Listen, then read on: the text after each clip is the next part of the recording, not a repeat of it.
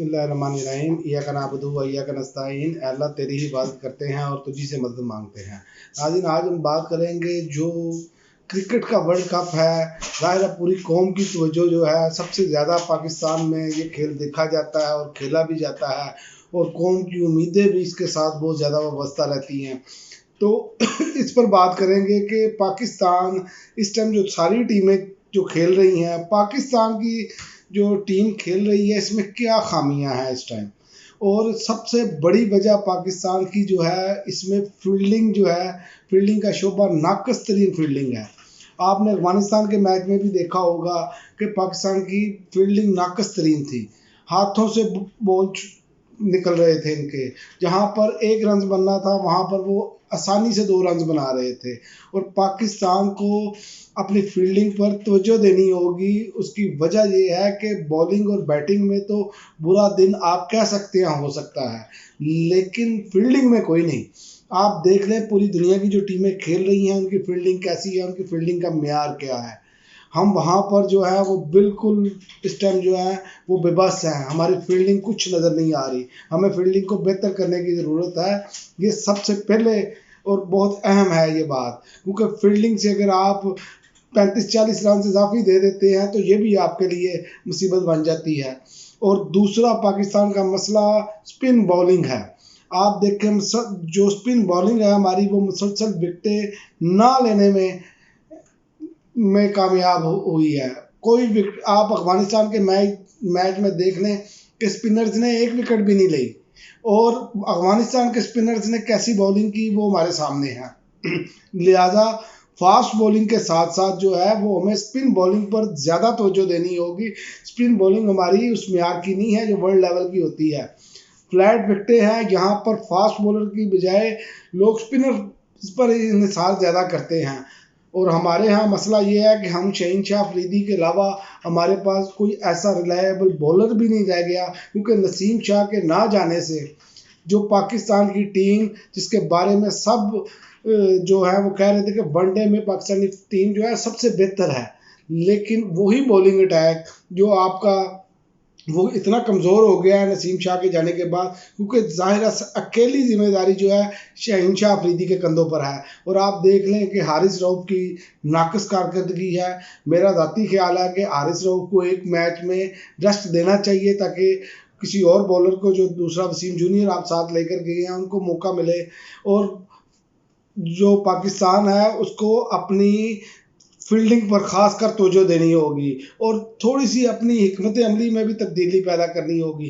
पाकिस्तान के तमाम बल्लेबाज जो है ना वो आज भी वही उसी अंदाज से बैटिंग कर रहे हैं कि हम 260, 70 या 80 रन बना लेंगे तो बहुत है। भाई ये फ्लैट विकेटें हैं, फ्लैट विकेटों पर आपको कम अज़ कम जो रन है वो 300 से ऊपर बनाने हैं।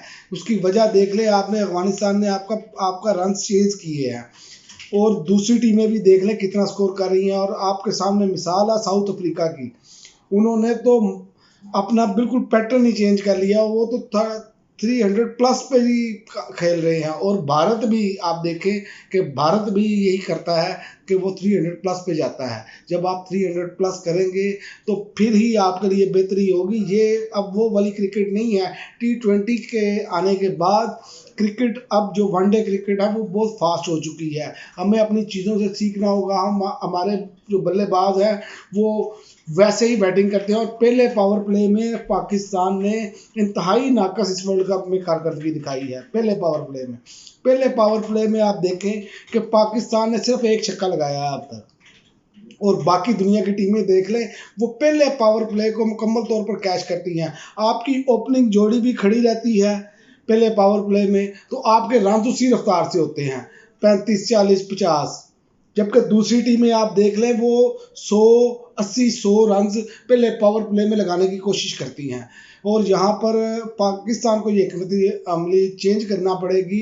इमामुल हक को आपने चांस देकर देख लिया। इमामुल हक वैसे ही अंदाज से बैटिंग करते हैं। आपको अब फ़खर जमान को चांस देना होगा, क्योंकि फ़खर जमान अगर पहले 10 ओवर खेलते हैं तो गेम बहुत अच्छी हो जाएगी। उसकी वजह है कि फ़खर जमान जारहाना क्रिकेट खेलते हैं और पाकिस्तानी टीम को भी जारहाना क्रिकेट खेलनी होगी।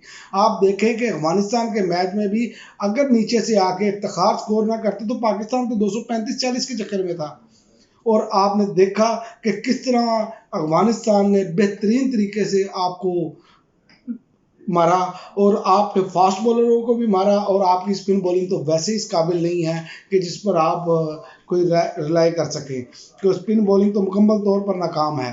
तो फास्ट बॉलिंग में आपको ये तवज्जो देनी होगी, और दूसरा आपको अग्रेसिव प्लेयर वनडे क्रिकेट में रखने पड़ेंगे जो एंड भी संभालें और तेज क्रिकेट भी खेलें। उसकी वजह यह है कि आप देखें कि हमारे पास मोहम्मद हारिस है, लेकिन हमें उन्हें रिजर्व प्लेयर्स में रखा हुआ है। मोहम्मद हारिस के बारे में रोहित शर्मा का कहना है कि वो दुनिया में उन्होंने वो वाहिद नौजवान प्लेयर देखा है जो पीछे की शॉट खेलता है और बैठ कर नहीं खेलता। वो खड़े खड़े 140 से और 150 की स्पीड से भी बॉल आए तो वो खड़े खड़े उस बॉल को बाहर फेंकता है, और उन्होंने कहा कि इसमें बहुत ज़्यादा टैलेंट है। लेकिन हमारे यहाँ मसला ये है कि हमारे यहाँ चूँकि हम सिफारिशें बहुत ज़्यादा चलती हैं, हम कारकर्दगी की बुनियाद पर नहीं लाते लोगों को, तो ये इस चीज़ों को आपको देखना होगा। और वनडे और T20 क्रिकेट जो है ये अब तब्दील हो चुकी है। अब तो 200 रन जो है वो T20 क्रिकेट में आम एक रूटीन की बात बन गई है, और भारत में पिच्चे फ्लैट हैं। हमें 300 से ऊपर रन्स का सोचना होगा, और बाबर आजम को इस पर तवज्जो देनी होगी, क्योंकि वो कप्तान है। कप्तान को ये बताना पड़ेगा कि आप जब क्रीज पर खड़े हैं तो आपकी सिंगल्स नहीं रुकनी चाहिए। हमारे यहाँ ये है कि हम सिर्फ चौके के इंतज़ार में रहते हैं और सिंगलें छोड़ देते हैं। ये भी एक आप देख रहे हैं मुसलसल पिछले मैचेस इन्होंने सिंगलें कितनी की हैं, जबकि आपके सामने अफगानिस्तान की मिसाल है। अफगानिस्तान ने जहाँ पर एक सिंगल बनती थी, हमने हमारी नाकस फील्डिंग की वजह से वो हाथों से 2-2 रन लेते रहे और उन्होंने मामला बेहतर किया अपना। इसी तरह हमें ये सोचना होगा कि हमें जारहाना क्रिकेट खेलनी है। जब तक आप जारहाना क्रिकेट नहीं खेलेंगे आप वर्ल्ड कप के अंदर अब सर्वाइव नहीं कर पाएंगे। अब आपको जारहाना हमें क्रिकेट भी खेलना होगी और बड़े मार्जिन से मैच भी जीतने होंगे, फिर हम जाके सेमीफाइनल में पहुंचेंगे। उम्मीद तो नहीं छोड़नी चाहिए, पाकिस्तान अब भी कम बैक कर सकता है और इंशाल्लाह ताला करेगा, क्योंकि पाकिस्तानियों की बहुत सारी उम्मीदें क्रिकेट के साथ होती हैं।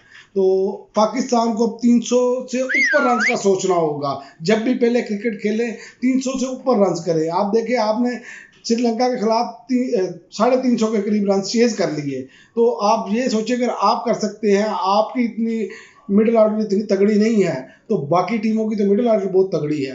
तो आपको अपनी बॉलिंग को ये मार्जिन देना होगा कि इतने रन दें ताकि क्रिकेट अच्छी खेली जा सके। और उसके बाद आपने सबसे पहले ये वर्ल्ड कप के बाद पाकिस्तान को ये चाहिए कि अपनी आकर वापस दोबारा फील्डिंग और अपनी जो वनडे और T20 क्रिकेट है ना, इसमें बेहतरी लाएं, इसमें जारहाना अंदाज अपनाएं, फिर ही आप दुनिया के साथ चल पाएंगे। वरना वही हाल होगा जैसे दुनिया में हॉकी की ग्राउंड में जब एस्ट्रोटर्फ आई और पाकिस्तान ने उसको नहीं यूज़ किया। जब पाकिस्तान ने उस वक्त यूज़ किया जब दुनिया में ये कानून बन गया कि एस्ट्रोटर्फ पे ही खेली जाएगी हॉकी, तो फिर पाकिस्तान की हॉकी आज आप देख लें अभी तक उठ नहीं सकी। लिहाजा हमें इस बात पर तवज्जो देनी होगी। अब तक के लिए नाज़रीन इतना ही, इजाज़त दीजिए। अल्लाह हाफ़िज़।